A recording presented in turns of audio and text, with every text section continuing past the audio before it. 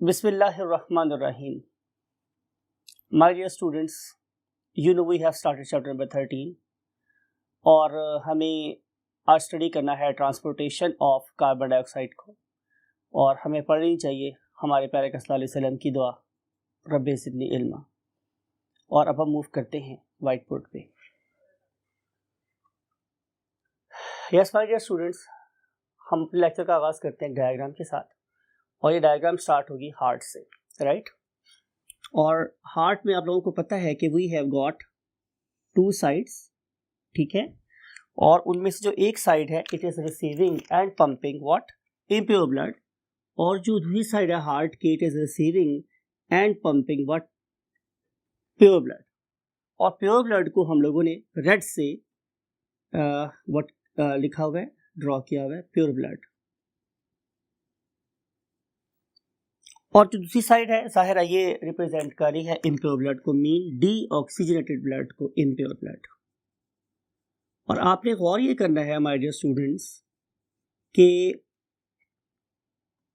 जब हमारे लंग्स क्या करेंगे, गैस को इनहेल करेंगे और गैसियस एक्सचेंज हो जाएगा, तो उसके रिजल्ट में मेरे ब्लड में ऑक्सीजन का कंटेंट बढ़ जाएगा, राइट।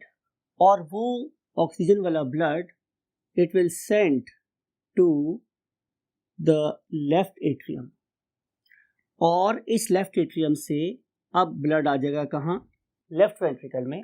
और जब ये लेफ्ट वेंट्रिकल पंप करेगा तो pure blood will be supplied to the various tissues of the body. अगर मैं इसको इस तरह से ड्रॉ करूँ, जो बहुत कॉमन डायग्राम हमारी बुक्स में बनी होती है, तो वही पुरानी डायग्राम है कि it may be your brain. ये जो पहला है फॉर एग्जांपल ये आपके ब्रेन को रिप्रेजेंट कर रहा है, ये आप लोगों के इससे ट्रंक को रिप्रेजेंट कर रहा है, और ये फॉर एग्जांपल आप लोगों की लेग्स को रिप्रेजेंट कर रहा है। तो pure blood is being supplied to the various parts of the body. अब यहाँ से क्या होगा स्टूडेंट्स, आ रहा है गैसियस एक्सचेंज होगा, और गैसियस एक्सचेंज होने के बाद जो इम्प्योर ब्लड है it will be collected by the veins, उसको वेन्स कलेक्ट करेंगी, और वेन्स कलेक्ट करने के बाद it will send to the what right atrium, और right atrium से it will be sent to the right ventricle, और right ventricle से ये वाला impure blood चला जाएगा किसके पास, lungs के पास, for the purpose of oxygenation। इसका मतलब ये होगा कि हमारा हार्ट दो सर्किट पे ऑपरेट कर रहा है। एक सर्किट है बिटवीन हार्ट एंड लंग, और दूसरा सर्किट है वो क्या है, between the heart and the systematics of the body, means different systems of the body, right। तो देखना ये है my dear students आज सेकेंड फेज में कि वो वाली ऑक्सीजन जो इस सर्किट के थ्रू मेरे डिफरेंट बॉडी पार्ट्स में डिस्ट्रीब्यूट हुई वो मिल गई किसको, मेरे डिफरेंट टिश्यूज को। मेरे डिफरेंट टिश्यूज ने क्या किया, कॉमन सेंस, मेरे डिफरेंट टिश्यूज ने जो ग्लूकोज था मेरे पास C6H12O6 उसको ऑक्सीडाइज किया, किस ऑक्सीजन के साथ, जाहिर है उस ऑक्सीजन के साथ कि जिसको हमने इनहेल किया था, और उसके रिजल्ट में उसने क्या बना दी, जाहिर है CO2 बनाई और वाटर बनाया, जो जाहिर है बाई प्रोडक्ट्स हैं।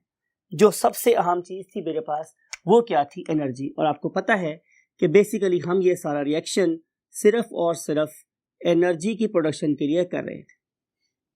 वाटर और CO2 मेरे पास क्या है, वेस्ट।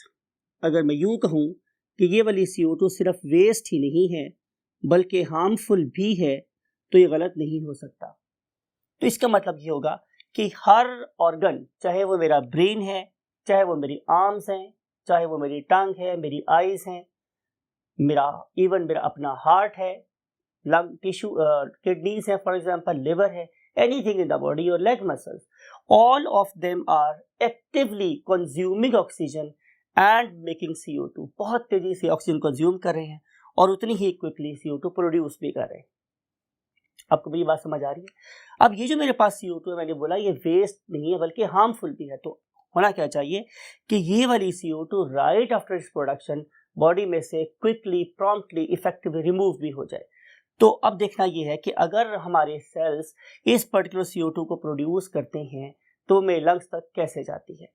तो पहली बात आपको याद रखनी है स्टूडेंट्स, वो जो मैंने बोर्ड पर लिखी है आप लोगों के लिए, दिस वन, कि सॉल्युबिलिटी। पहला जो टॉपिक आपकी बुक में गिवन है वो है सॉल्युबिलिटी। अब हमने यहाँ पे प्रॉपर एक हेडिंग लिखेंगे और इस पॉइंट को डिस्कस करेंगे। आपको ये बात याद रखनी है कि ऑक्सीजन लेस सॉल्युबल है देन CO2, यानी कि CO2 इज मोर सॉल्युबल। ये तो बहुत ज्यादा सॉल्युबल चीज है। अगर ये मोर सॉल्युबल हुई तो ये क्या करेगी, ये आसानी से डिफ्यूज कर सकती है फ्रॉम, कहां से, ये डायग्राम ड्रॉ करके आप लोगों को बताते हैं, से कि ये आप लोगों के पास सेल्स है, right, these are your cells. ये किसी चीज के भी सेल हो सकते हैं, स्टमक के, लिवर के, किडनी के, लेग मसल के, किसी चीज के भी सेल। ये जनरल डायग्राम है and each cell is making what, CO2। ये CO2 बना रहे हैं, CO2 and this particular CO2 and this particular CO2. This particular CO2 will diffuse out of the cell membrane. Cell membrane में से बाहर निकल आएगी। अब अगर ये सेल मेम्ब्रेन में से बाहर आई तो कहाँ आएगी? आंसर है कि जो हमारे सेल्स हैं वो एक पर्टिकुलर फ्लूइड में क्या रहते हैं, डूबे हुए रहते हैं, इमर्स रहते हैं। इसकी मिसाल यूँ है कि अगर आप किसी ऐसी जगह से गुजरे, फॉर एग्जांपल जहाँ नया सीमेंट हुआ या प्लास्टर हुआ है, उसको भी मेरा फाइन नहीं कर दिया, उसके ऊपर हमने कोई इमल्शन नहीं लगा दिया हुआ, तो आपकी अगर आपका हाथ से स्क्रैच हो जाए तो आपकी जो स्किन की टॉप लेयर है, राइट, वो उतर जाएगी, ब्लीडिंग नहीं होगी, बट स्टिल उसके ऊपर एक मॉइस्चर आपको नजर आएगा। That particular moisture is basically lying all around your cell, और उस पर्टिकुलर मॉइस्चर को हम नाम कह देते हैं टिश्यू फ्लूइड। और अगर आपको ग्रेड 9 थोड़ी सी याद हो तो हमने यही बात की थी कि अल्लाह रब्बुल इज़्ज़त ने इस पर्टिकुलर टिश्यू फ्लूइड को कलेक्ट करके, इसको फिल्टर करके एक और सिस्टम भी बनाया हुआ है जिसे हम नेक्स्ट चैप्टर में पढ़ेंगे, उसका नाम होता है lymphatic system. So these two systems are again related. लेकिन बात कहने का मतलब ये है कि हमारे जो सेल्स हैं they are not dry from the surroundings, बल्कि दे आर मॉइस्ट, राइट। उस पर्टिकुलर मॉइस्चर की वजह से हमारी जो CO2 की ट्रांसपोर्टेशन है वो 20 to 25 टाइम्स क्विकर हो गई है, ज्यादा हो गई है as compared to oxygen, right. अब ये वाली CO2 हमारे आगे किस में, चले मैं आप लोगों के लिए इस पर्टिकुलर जोन को थोड़ा सा बड़ा बना देता हूँ, राइट। इस पर्टिकुलर जोन का नाम क्या है, टिश्यू फ्लूइड। अब इस टिश्यू फ्लूइड के साथ साथ बह रही है क्या, हमारी एक ब्लड कैपिलरी, राइट। चलिए ऐसा करते हैं, आप लोगों की कॉम्प्लायंस के लिए, आपको समझाने के लिए इस पर्टिकुलर कैपिलरी को अब ब्लू ड्रॉ कर देते हैं, because it will going to carry what, CO2। अब ये CO2 कैरी करना चाह रहे हैं, लुक एट दिस। तो ये है हमारे पास एक कैपिलरी। अब ये वाली CO2 जो मेरा टिश्यू फ्लूइड में आई थी, अब ये यहां से डिफ्यूज कर रही है इनटू द कैपिलरी। क्यों डिफ्यूज कर रही है? क्योंकि आपको पता है कि जो कैपिलरीज हैं उनकी थिकनेस भी जस्ट 1 सेल होती है। इसका मतलब ये होगा कि अब तक ये वाली CO2 दो मेम्ब्रेन क्रॉस करके आई है। एक मेम्ब्रेन है सेल की अपनी, और दूसरी है कैपिलरीज के सेल की मेम्ब्रेन, राइट। इन दो से गुजरने के बाद no it has joined what, the plasma, right. अब हम देखेंगे कि जब ये हमारे ब्लड के प्लाज्मा में आ गई है या सिंपली हमारे ब्लड में आ गई है, तो अब यहाँ से कैसे मूव करेगी, तो उसके लिए हम नेक्स्ट पॉइंट पे मूव करेंगे। We have discussed the what solubility, we have discussed the passage कि कहाँ से गुजर के हमारे ब्लड तक आई है, और अब हम देखेंगे कि जब ये ब्लड का पार्ट बन गई है तो अब ये किस किस वे से मूव करेगी। तो जो पहला वे यहाँ पे डिस्कस किया गया है दैट इज कार्बोक्सी हीमोग्लोबिन। तो उसी को जब लिखते हैं नंबर वन वे मेरे पास क्या है, ways of transportation, ways of transportation, ये हम टॉपिक पढ़ रहे हैं। आप हेडिंग भी लगा सकते हैं during the attempt of the paper, और आप लिखेंगे नंबर वन लिखेंगे एज कार्बोक्सी हीमोग्लोबिन। पहली बात जो आपने एग्जामिनेशन पॉइंट ऑफ व्यू से माइंड में रखनी है वो ये है कि अप्रोक्सीमेटली को हम यूं भी लिख सकते हैं नियरली इक्वल टू, अप्रोक्सीमेटली को नियरली इक्वल टू कितना होता है हमारे पास 20% CO2 इस वे से ट्रांसपोर्ट होती है। अब इस वे में होगा हमारे पास क्या कि आपने पहले लिखा था कि H भी अपने साथ कंबाइन कर रही है ऑक्सीजन को, और इस वाले केस में H भी कंबाइन कर रही है अपने साथ CO2 को, राइट। जब H भी अपने साथ CO2 को कंबाइन करेगी तो जो कंपाउंड मेरे पास बनेगा वो क्या कहलाएगा, कार्बोक्सी हीमोग्लोबिन। फॉर्मूला क्या होगा हमारे पास, HB loose bond CO2, right. Formula बन गया HB लूज बॉन्ड CO2। आपको याद है लास्ट लेक्चर में मैंने बोला था कि अगर यहीं पे ऑक्सीजन कंबाइन हो जाए तो ये बनेगी ऑक्सीहीमोग्लोबिन, लेकिन अब उसी पॉइंट पे कंबाइन हो रही है CO2, तो हम इसे क्या बोलेंगे, कार्बोक्सीहीमोग्लोबिन। अब ये जो कार्बोक्सीहीमोग्लोबिन है, इसको इस सेक्शन को कंट्रोल करवाने के लिए जाहिर हमें किसी एंजाइम की जरूरत होगी। लेकिन सवाल यहाँ पे जो ज़्यादा इंपॉर्टेंट आप लोगों की बुक के रेफरेंस से है वो ये कि ये वाली हीमोग्लोबिन आखिर कहाँ कंबाइन होती है, तो इसका आंसर मेरे पास ही है। चले आपके लिए हम एक थोड़ी सी चेन बनाते हैं। आपको ये बात पता होगी कि किसी भी प्रोटीन का जो पहला अमाइनो एसिड है, पहला amino acid, for example it always starts with NH2, right, और जो आखिरी है it is always what, C double bond O and OH, right. यानी कि कोई भी अमाइनो एसिड हमेशा अमाइनो ग्रुप से स्टार्ट होता है और हमेशा किसी कार्बोक्सिलिक एसिड ग्रुप पे खत्म होगा। आपको चैप्टर नंबर 2 याद करना पड़ेगा, रिकॉल करना पड़ेगा, तो आपको पता चलेगा कि proteins consist of what, amino acid, और अमाइनो से स्टार्ट होता है अमाइनो ग्रुप से और खत्म होता है कार्बोक्सिलिक ग्रुप से। सवाल ये है कि ये वाली हीमोग्लोबिन कहाँ अटैच होती है, तो आंसर इज, अब ये जो अमाइनो ग्रुप है ये क्या करेगा, ये अपने साथ इस CO2 को अटैच कर लेगा। तो आपको समझ आ गई कि जो हमारे पास CO2 है ये हीमोग्लोबिन के अमाइनो ग्रुप के जाके अटैच होती है। तो 20% ऑफ हीमोग्लोबिन इस वे से मूव करेगी, that is from the tissues to the lungs. अगली बात हम देखते हैं कि क्या हमारे ब्लड में सिर्फ और सिर्फ हीमोग्लोबिन ही प्रोटीन है, तो आंसर इज नो। हमारे ब्लड में तो और भी डिसॉल्व प्रोटीन्स है।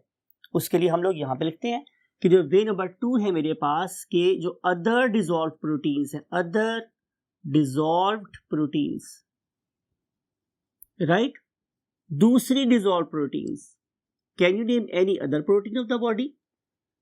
आप में से कोई बड़ा ब्यूटीफुल ब्रेन जो ये बात बता सकता है कि हमारे ब्लड में और कौन कौन सी प्रोटीन हो सकती है? चले आपको नहीं याद आ रहा तो मैं आपको बताता हूँ। नंबर 1 आप लोगों के पास हैं इम्यूनोग्लोबिन्स। ये वो वाली प्रोटीन्स होती हैं जो आप लोगों के इम्यून सिस्टम का बड़ा इंटेग्रल पार्ट है। फिर आप लोगों ने एक और प्रोटीन का नाम सुन रखा होगा, that is called as fibrinogen, right, fibrinogen, right. आपको पता है कि ये जो प्रोटीन होती है ये हमारी ब्लड क्लॉटिंग में हेल्प करती है। इस तरह की और बहुत सी प्रोटीन्स है जो कि आप लोगों के ब्लड का pH लेवल भी मेंटेन करती है। नॉट ओनली मैं दोबारा बोल रहा हूँ, नॉट ओनली ऑक्सीजन को कैरी कर, सॉरी CO2 को कैरी कर सकती हैं, बल्कि ये आप लोगों के ब्लड के pH को चेंज होने से बचाती है। इसका मतलब ये होगा कि these protein are also acting as a buffering agent. Buffer क्या होता है, कोई ऐसा सॉल्यूशन कि मैं उसके अंदर एसिड ऐड करूं या बेस ऐड करूं, वो pH को चेंज ना होने दे या एटलीस्ट उस pH को रेजिस्ट करे। तो यही वाला काम हमारे ब्लड में क्या कर रही है, प्रोटीन्स। तो प्रोटीन्स जब तक मेरे ब्लड में नॉर्मल कंपोजिशन में हैं, they are trying their maximum to keep the pH of the blood constant, ठीक है। तो ये हो गया हमारी अदर फॉर्म में प्रोटीन्स। अब क्वेश्चन ये है कि कितने परसेंट CO2 इसके थ्रू मूव कर सकती है, तो आंसर इज अप्रॉक्सीमेटली 5%। तो 5% प्रोटीन्स जो हैं वो जो 5% CO2 है वो अदर प्रोटीन से कंबाइन होकर जा सकती है। अब हम चलते हैं पॉइंट नंबर 3 पर। अब जो पॉइंट नंबर 3 है माय डियर स्टूडेंट्स, वो क्या है कि हमारी जो CO2 है वो पोटासियम, आपको पता है कि जो पोटासियम है इसके साथ इसका सिंबल K है और इसके ऊपर एक +1 चार्ज होता है, राइट। और ये K क्या कर सकता है कि ये अपने साथ एक नेगेटिवली चार्ज्ड आयन को मिला सकता है। वो नेगेटिव चार्ज आयन मेरे पास क्या होता है, HCO3, राइट। ये वाला पॉजिटिव चार्ज अपने साथ जब इस नेगेटिव चार्ज को बाइंड करेगा तो उसके साथ जाहिर है क्या बन जाएगा, या तो बन सकता है KHCO3 और या फिर ये बन सकता है K2CO3, ये डिफरेंट एक्शन से गुजरने के बाद। यानी कि जो CO2 है वो कार्बोनेट्स की फॉर्म में भी मूव कर सकती है और बाइकार्बोनेट्स की फॉर्म में भी मूव कर सकती है, राइट। और ज़रूरी ये भी नहीं है हमारे डियर स्टूडेंट्स कि यहाँ सिर्फ पोटासियम हो, यहाँ जाहिर है कोई भी पॉजिटिव चार्ज पार्टिकल इस बाइकार्बोनेट के साथ मूव करवा सकता है from the tissue to the lungs. लेकिन ये सब फ्रैक्शंस हैं, राइट। अगर आप एक अच्छी बुक पढ़ेंगे कि आप किसी मेडिकल कॉलेज में जाके ये पढ़ेंगे तो आपको लिखा नजर आएगा कि अबाउट जो प्रोसेस अब हम पढ़ने वाले हैं उसका 90% CO2 का 90% इस वजह से मूव कर रहा है, लेकिन आपकी बुक क्या लिख रही है कि इस प्रोसेस जो हम पढ़ने वाले हैं 70% CO2 मूव होती है, जो मेरे ख्याल में गलत है। लेकिन बहरहाल आपको एग्जाम में वही लिखना है, बट जब आप फ्यूचर में जाके मेडिकल कॉलेज में पढ़ेंगे तो आपको पता चलेगा कि 90% CO2 इस वे से मूव करती है, that is in the form of bicarbonates ions. ठीक है, तो फोर्थ वे मैं आपसे बोल रहा हूँ, ये मेरा व्यू है। मेरा व्यू ये है कि 90% CO2 इस वे से मूव करती है as bicarbonates ions means H3O-1। लेकिन मैं आप लोगों के लिए प्रॉपर एक ब्लॉक बना रहा हूँ, ये देखिए एक ब्लॉक और लिख रहा हूँ कि एग्जामिनेशन पॉइंट ऑफ व्यू से, एग्जाम पॉइंट ऑफ व्यू से आपने क्या लिखना है कि इस वे से 70% CO2 ट्रांसपोर्ट होती है, लेकिन एक्चुअल कितना है 90%। अब देखते हैं ये वाला प्रोसेस कहाँ और कैसे हो रहा है। ये देखिए माय डियर स्टूडेंट्स, ये आप लोगों के पास एक सेल है, राइट, और इस पर्टिकुलर सेल ने क्या किया, CO2 को अपने टिश्यू फ्लूइड में भेजा, अभी डिस्कस किया था मैंने आप लोगों के साथ। So now CO2 is in the tissue fluid.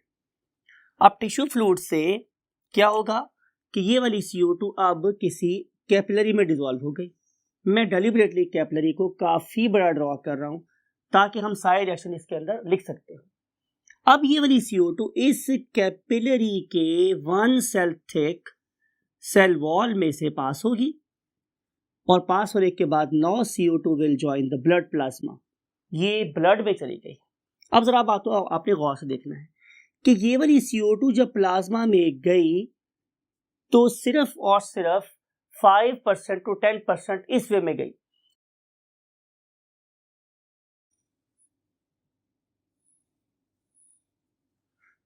अब ये वाली CO2 इस RBC में घुस जाएगी, राइट। आपको ये बात पता है कि RBC के साइडों पे क्या है, साइटोप्लाज्म में, और ऑल एंजाइम्स जो कि एक्टिविटी के नॉर्मल है वो प्रेजेंट है। अब हम करेंगे क्या कि हम इसके अंदर देखेंगे रिएक्शन क्या हो रही है, RBC के अंदर क्या हो रहा है। सबसे पहली बात यह कि RBC के अंदर CO2 RBC के साइटोप्लाज्म में प्रेजेंट वाटर से मिल जाएगी, और इससे मिलने के बाद क्या बनेगा स्टूडेंट्स मेरे पास, H2CO3। This particular substance is called as dihydrogen carbonate or simply carbonic acid, carbonic acid। ठीक है, ये कंपाउंड जो मेरे RBC के साइटोप्लाज्म में बना है उसका नाम हो गया कार्बोनिक एसिड। आपको पता है एसिड वो सब्सटेंस है जो एक्वस मीडियम में प्रोटॉन्स दे सकता है, तो ये कितने प्रोटॉन दे सकता है, 2। तो ये इज बेसिकली कार्बोनिक एसिड। अब होगा ये कि ये वाला कार्बोनिक एसिड कब बनेगा, जब मेरे पास दो चीजें होंगी, नंबर 1 कि concentration of CO2 is very high, and number 2 presence of an enzyme, and that very enzyme पढ़ चुके हैं आप लोग पहले से, कार्बोनिक एनहाइड्रेज। कार्बोनिक एनहाइड्रेज वो एंजाइम है जो ये वाला रिएक्शन परफॉर्म कर सकता है। ठीक है, so carbonic anhydrase increase concentration of CO2, presence of water, what the substance we will have, H2CO3। अब सवाल ये है कि क्या ये रिएक्शन यूनिडायरेक्शनल है या बाई डायरेक्शनल, तो answer is reversible, by directional है ये। तो इसलिए मुझे यहाँ पे इंप्रूवमेंट करनी पड़ेगी और इसको ऐसे शो करना पड़ेगा, बिकॉज कि we have to dissociate it into the 2 components. वो 2 कंपोनेंट्स मेरे पास क्या हैं, बात को थोड़ा गौर से देखिएगा स्टूडेंट्स, बहुत पता की बात है। अब यहाँ से 2 चीजें बन गई हैं, H+ और HCO3 -1। मैं पूछ रहा हूँ आप लोगों से ये वाला रिएक्शन कहाँ हुआ, तो आप डेफिनेटली बताएंगे कि सर ये वाला रिएक्शन तो बेसिकली यहाँ हुआ है कि RBC साइटोप्लाज्म में अब ये वाली CO2 किस में कन्वर्ट हो गई है, H+ और HCO3 -1 में कन्वर्ट हो गई। ये वाला HCO3 जो नेगेटिवली चार्ज्ड है और ज्यादा डिफ्यूजेबल है, ये फौरी तौर पे बनने के फौरन बाद क्या करता है, दोबारा से प्लाज्मा में चला जाता है। तो HCO3 -1 mean hydrogen carbonate ions और bicarbonate ions they will move into the plasma, ये तो प्लाज्मा में चले जाएंगे, राइट।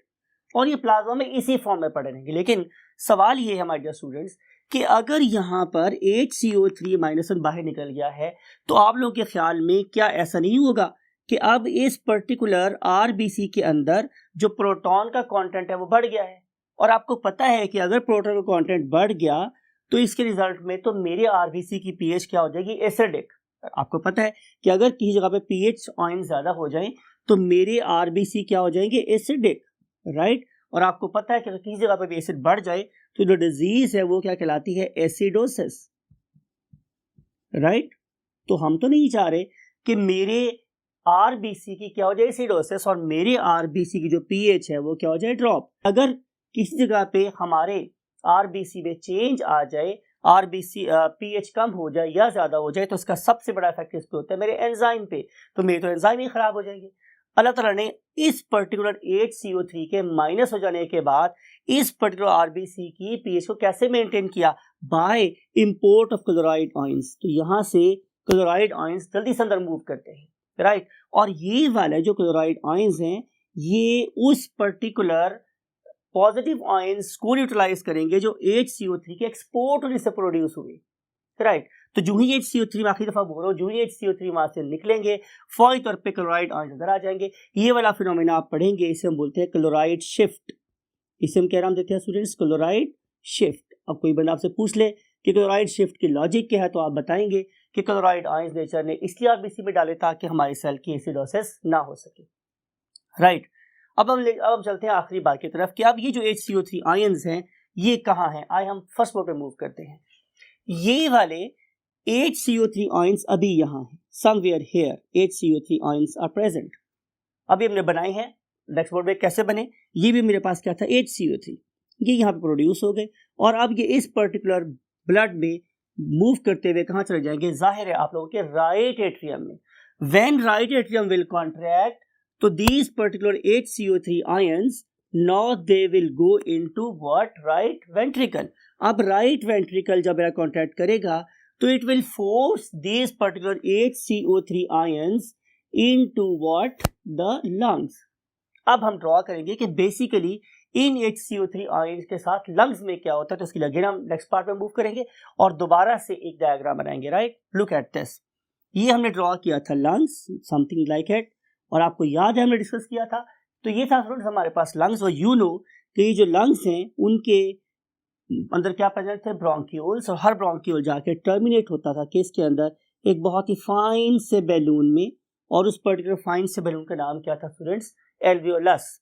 और आपको पता है कि इस एल्वियोलस के बाहर हमारे पास बहुत ही फाइन सी क्या थी, network of blood capillaries, right. समझ लेते हैं, जो मैंने लाइन ड्रॉ की है it is representing what, a blood capillary. इस ब्लड कैपिलरी में देखूं तो यहाँ पे क्या प्रेजेंट है, बहुत ज्यादा क्वांटिटी में HCO3-1। अब जो रिएक्शन होने हैं वो इस ब्लड कैपिलरी के अंदर होने हैं। यहाँ पे अगर आप देखें माय डियर स्टूडेंट्स, आपने बात को बहुत गौर से देखना है कि यहाँ पे HCO3 आयंस दोबारा से undergo the process of what, formation of H2CO3। कैसे होगा, डेफिनेटली कि वो वाले आयंस जो प्रेजेंट थे मेरे सेल्स में वो रिएक्ट कर जाएंगे किसके साथ, HCO3 के साथ। तो जो ही H+ आयंस HCO3 के साथ मूव करेंगे तो जाहिर है मेरे पास क्या बन जाएगा, H2CO3। बात को जरा आपने गौर से सुनना है माय डियर स्टूडेंट्स। ये जो HCO3 बना है ये under the lower concentration of CO2 है। ये पहले वाला H2CO3 बना था जो हमने यहाँ कहीं लिखा था वो था under higher concentration of CO2। ये वाला H2CO3 बन रहा है under lower concentration of what, CO2, because के हमारे लंग्स में partial pressure of CO2 is less. तो under less concentration of CO2 अब रिएक्शन किसी और वे में ब्रेक होगा और इसके रिजल्ट में अब H2CO3 H और HCO3 में ब्रेक नहीं हो रहा बल्कि वो ब्रेक हो रहा है into H2O and CO2, right. मैं फिर दोबारा रिपीट कर रहा हूं, जरा बात को दोबारा देखें कि मेरे टिश्यूज में H2CO3 due to increase concentration of CO2 separate हो गया था इनटू H+ एंड HCO3-1, लेकिन मेरे लंग्स में partial pressure of CO2 is less, कम हो गया है। तो कम होने की वजह से अब इसकी डिसोसिएशन किसी और वे में होगी। अब यहां से वाटर और CO2 बनेगा, H और HCO3 नहीं बनेगा, राइट। अब ये वाला H2O और CO2 जाहिर है they will come into the what, alveoli, और एल्वियोलाई में से आपको बाकी सारा पैसेज आपको पता है कि कैसे it will be sent out of the lungs. अब हमने करनी है आखिरी बात। देखें कि जब मैं ये वाले प्रोटॉन्स आरबीसी में निकाल लूंगा तो क्या ख्याल है, मेरे इस पर्टिकुलर आरबीसी की एल्कलॉसिस नहीं हो जाएगी। जब मैं यहाँ से क्या करूंगा स्टूडेंट्स, बात को गौर से सुने, कि जब मैं यहाँ से ये वाले प्रोटॉन्स बाहर निकाल लूंगा तो क्या इस पर्टिकुलर आरबीसी की एल्कलॉसिस हो जाएगी ना। तो नेचर ने उसको कैसे प्रिवेंट किया, by an other chloride shift. इस वाले केस में जब H आयंस बाहर आ रहे होंगे तो फिर रिवर्स प्रोसेस होगा, यहाँ पे Cl आयन क्या गए थे अंदर, इस वाले केस में Cl ions will move out, इस वाले केस में Cl आयंस यहाँ से बाहर निकल जाएंगे, राइट। अब ये जो क्लोराइड आयंस की जो मूवमेंट है it is not part of your book, लेकिन आपको समझाना यहाँ पे इसे जरूरी था ताकि आप ये क्वेश्चन अपने माइंड में ना लेकर जाएं कि what happen to the H ions, और अगर H आयंस वहाँ पे एग्जिस्ट करते हैं तो फिर मेरे तो सेल एसिडोसिस का शिकार हो सकते हैं, तो फिर वो कैसे बचते हैं। और अगर वो वाले प्रोटॉन्स दोबारा से आरबीसी में से निकल के HCO3 से कंबाइन हो जाते हैं मेरे लंग्स में और बनाते हैं वाटर और कार्बन डाइऑक्साइड, तो फिर उस वक्त क्या आप लोगों के आरबीसी एल्कलॉसिस का शिकार नहीं होंगे। तो उसको एल्कलॉसिस को कैसे बचाते हैं, definitely by the addition of what, chloride ions. तो इस तरीके से अल्लाह रब्बुल इज़्ज़त 3 डिफरेंट वेज से हमारी CO2 को हमारे लंग, हमारे टिश्यूज में से उठा के कहाँ पहुँचाते हैं, हमारे लंग्स में से, और लंग में आ जाने के बाद वो वेंटिलेट आउट हो जाती है इनटू द एल्वियोलस, और एल्वियोलस में से आपको पता है कि हमने कैसे ब्रीदिंग मैकेनिज्म किया था और CO2 कैसे बाहर आ सकती है। अगले लेक्चर में हम आपसे कुछ रेस्पिरेटरी डिजीजेस की बात करेंगे, और till that time take very good care of yourself. अल्लाह हाफिज़।